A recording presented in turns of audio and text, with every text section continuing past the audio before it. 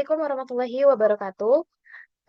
Halo semuanya, perkenalkan kami dari PSS 24B kelompok 6 yang beranggotakan saya Risa Rozaki Rambe sebagai moderator dan teman-teman saya. Saya Clara Jocelyn Harifa sebagai pemateri. Dan teman kami Rizka Audina. Yang selanjutnya, di sini kami akan menampilkan tutorial uji Man Whitney to Sample menggunakan software R dan Python. Untuk lebih jelasnya, yang pertama akan dijelaskan konsepnya oleh teman kami Clara. Pada Clara. Baik, sebelum kita masuk kepada tutorial uji main Whitney to sampel dengan menggunakan software, di sini saya akan menjelaskan sedikit tentang konsep dari uji main Whitney ini. Nah, uji main Whitney merupakan metode statistik yang digunakan untuk membandingkan dua kelompok yang tidak saling berhubungan atau independen. Misalnya, membandingkan nilai antara kelompok A dan kelompok B. Nah, uji ini biasanya dipakai ketika data tidak memenuhi asumsi normalitas, sehingga tidak cocok menggunakan uji T. Nah, secara konsep, Man Whitney ini tidak langsung membandingkan nilai rata-rata seperti uji T, tetapi mengubah semua data menjadi peringkat atau ranking. Yang artinya, seluruh data dari kedua kelompok digabung, kemudian diurutkan dari yang terkecil ke yang terbesar, dan setiap nilai itu diberikan peringkat. Kemudian setelah itu dilihat apakah satu kelompok cenderung memiliki peringkat yang lebih tinggi dibandingkan kelompok lain. Baik, selanjutnya akan dijelaskan oleh teman saya. Baiklah, di sini saya akan menjelaskan tentang dataset yang kami gunakan. Dataset Medical Cost Personal Dataset berisi informasi biaya klaim asuransi kesehatan dari 1.338 individu di Amerika Serikat. Dataset ini berasal dari buku Machine Learning with R karya Brett Lunch dan sangat populer untuk pembelajaran analisis data karena ukurannya yang ringan, yaitu hanya 73 KB, serta tidak memiliki data fosil sehingga langsung siap untuk pakai tanpa perlu pembersihan terlebih dahulu. Nah, dataset ini memiliki 7 variabel, yaitu yang pertama age atau usia dengan dari rentang 18 sampai 64 tahun. Yang kedua ada seks, jenis kelamin, yaitu antara female atau male. Yang ketiga ada BMI atau indeks massa tubuh. Yang keempat ada children atau jumlah anak tanggungan. Yang kelima ada smoker atau status perokok. Yang keenam ada region atau wilayah tempat tinggal. Dan yang terakhir ada charge atau biaya asuransi. Variabel yang akan menjadi fokus utama uji Wilcoxon adalah charge, karena inilah target variabel yang diketahui apakah mediannya berbeda dan nilai patokannya tertentu. Nah, variabel charge memiliki rentang dari $1.121 hingga $63.770. Yang menariknya yaitu rata-rata biaya berada pada angka $13.270, sementara mediannya hanya $9.382. Perbedaannya antara rata-rata dan median ini menunjukkan bahwa data charge tidak terdistribusi normal, melainkan menceng ke kanan. Artinya, sebagian besar orang memiliki biaya rendah, namun ada beberapa orang dengan biaya sangat tinggi. Karena ketidaknormalan inilah uji Wilcoxon one sample test sangat tepat digunakan. Selanjutnya akan dilanjutkan oleh teman saya. Baik, di sini saya akan menampilkan tutorial dari uji Man Whitney to Sample dengan menggunakan software Python. Nah, langkah pertama dari eh, tutorialnya itu kita mengimport dataset yang akan kita gunakan dengan sintaks yang seperti ini. Sini saya sudah punya sintaksnya, kemudian saya akan jalankan.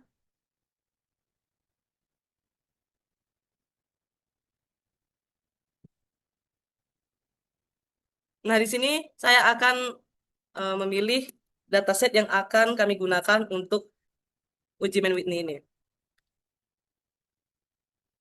Nah, di sini sudah terimport datanya, datasetnya. Dan kemudian di sini saya mempunyai sintaks untuk uji main Whitney-nya.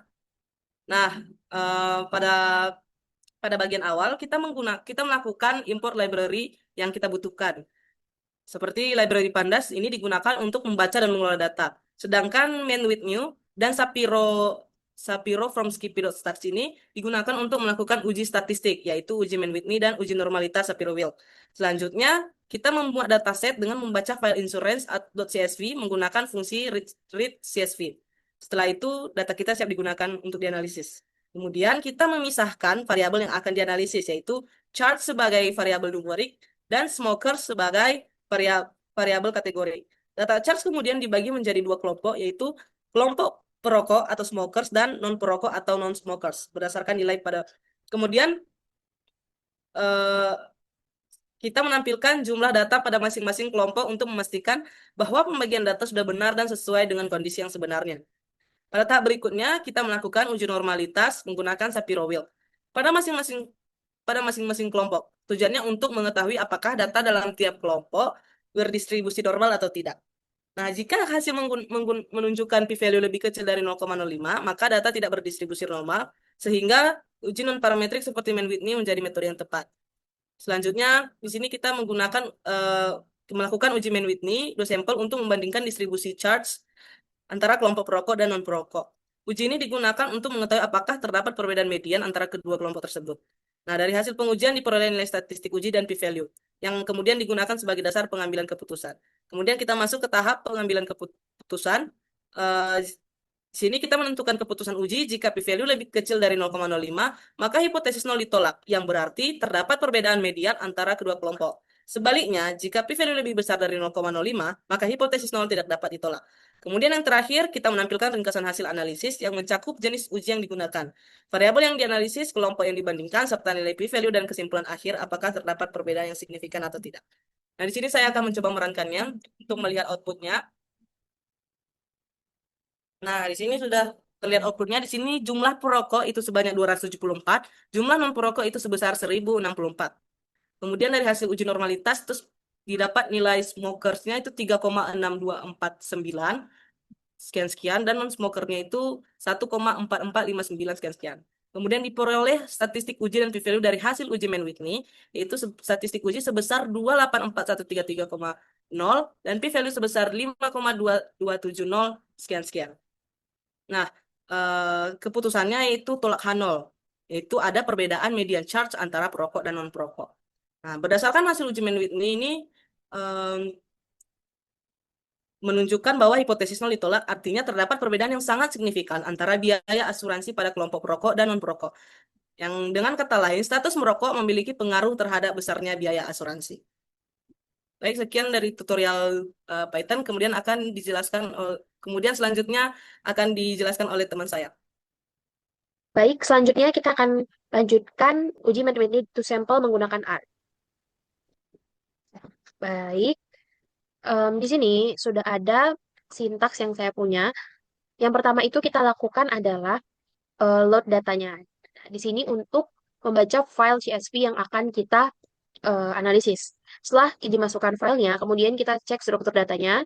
Nah, datanya di sini, struktur datanya di sini untuk melihat apa jumlah barisnya, kolom, dan tipe datanya dari setiap variabel.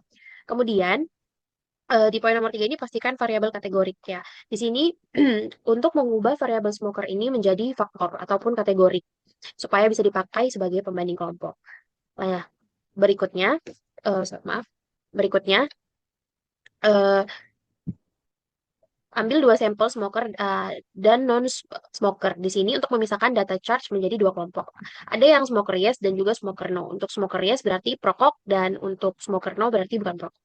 Nah, kita lanjut ke uji normalitas. Di sini uji normalitas yang digunakan adalah Shapiro-Wilk, di mana untuk mengecek apakah data tiap kelompok berdistribusi normal atau tidak. Nah, setelah dilakukan ujinya, dihasilkan outputnya seperti ini. Shapiro-Wilk data, Shapiro-Wilk normalnya untuk yang yes sebesar 0,93955 dengan p-value-nya 3,625 sekian, dan untuk Shapiro no-nya sebesar 0,87286 dengan p-value-nya kurang dari 2,2 sekian. Kita lanjutkan dengan uji Mann-Whitney karena sudah didapatkan bahwa p-value-nya itu kurang dari 0,05. Sudah dipastikan datanya tidak normal. Nah, uji Mann-Whitney di sini dengan sintaksnya seperti ini. Hasilnya itu sebesar uji statistiknya sebesar 2,84133 dengan p-value kurang dari 2,2 pangkat min 16. Kemudian kita cek median tiap kelompoknya. Untuk median yes dan median no-nya. Nah, di sini terlihat jika median smokernya itu sebesar 34456,35 dan untuk median no smokernya itu sebesar 7345,405. Nah, di sini kita mau tahu keputusannya bahwa keputusannya tolak H0 karena ada perbedaan signifikan charge antara smoker dan non-smoker. Jadi, setelah dilakukan analisis bahwa hasil uji normalitas menggunakan Shapiro-Wilk menunjukkan bahwa data charge pada kedua kelompok tidak berdistribusi normal dengan p-value-nya sebesar 3,625 sekian untuk kelompok perokok dan kurang dari 2,2 pangkat min 16 untuk kelompok non-perokok. Keduanya itu sama-sama di bawah 0,05. Nah, karena itu penggunaan ujian parametrik Mann-Whitney ini sudah tepat dan hasil uji Mann-Whitney-nya itu menunjukkan nilai statistik sebesar 284133 dengan p-value-nya itu kurang dari 2,2 pangkat min 16. Sehingga keputusan yang diambil adalah menolak hipotesis nol atau H0-nya. Ini berarti terdapat perbedaan yang signifikan secara statistik antara biaya asuransi atau charge dengan kelompok perokok dan non-perokok. Secara deskriptif, median biaya asuransi pada kelompok perokok adalah sebesar 34456,35. Ini jauh lebih tinggi dibandingkan dengan kelompok non-perokok yang sebesar 7345,405. Selain itu, interval kepercayaannya 95% untuk selisih lokasi berada pada rentang 21826,63 hingga 25927,09. Ini yang tidak mencakup nol, sehingga semakin memperkuat adanya perbedaan nyata antara kedua kelompok. Dengan demikian, dapat disimpulkan bahwa status merokok memiliki pengaruh yang signifikan terhadap besarnya biaya asuransi, di mana individu yang merokok cenderung memiliki beban biaya yang jauh lebih tinggi dibandingkan yang tidak merokok.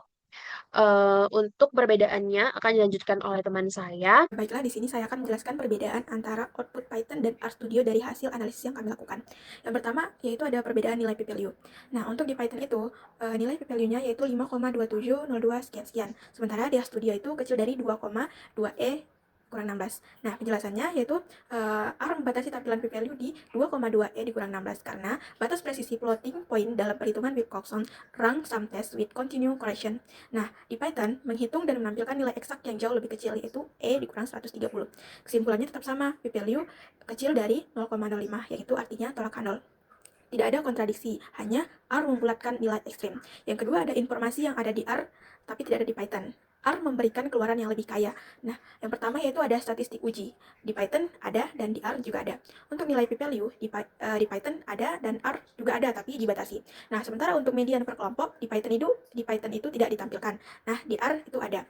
Nah, untuk confidence interval 95% di Python tidak ada, sementara di R ada.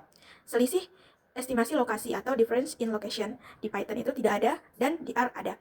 Untuk yang terakhir ada continuity correction. Di Python tidak disebutkan, sementara di R tertera di output. Yang ketiga ada perbedaan uji normalitas sebelum uji Mann-Whitney.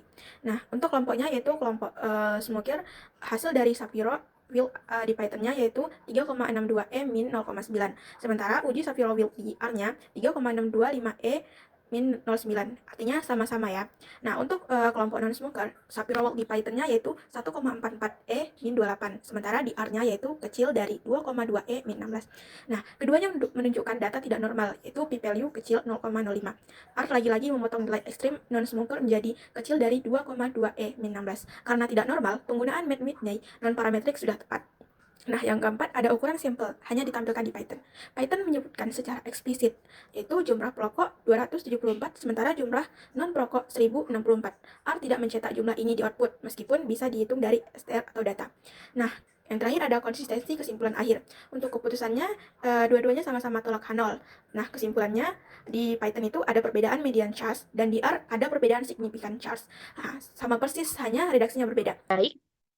Sekian tutorial uji Mann-Whitney to sampel dari kelompok kami. Mohon maaf atas segala kekurangannya. Semoga bermanfaat. Terima kasih.